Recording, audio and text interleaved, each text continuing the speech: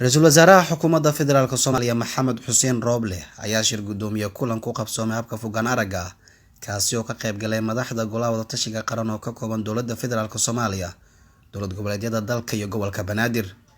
Golaha Wada-tashiga Qaran ayaa isku raacay inay kulan Muqdisho isugu yimaadaan Khamiista soo socota oo ku beegan 19 bisha Agoosto kaasi oo diiradda lagu saari doona u diyaargarowga doorashooyinka Golaha Shacabka, diyaarinta habraacyada doorashooyinka, raadinta dhaqaalaha dhiman ee ku baxaya doorashooyinka oo aan weli soo xaron iyo sidii hore loogu socon lahaa.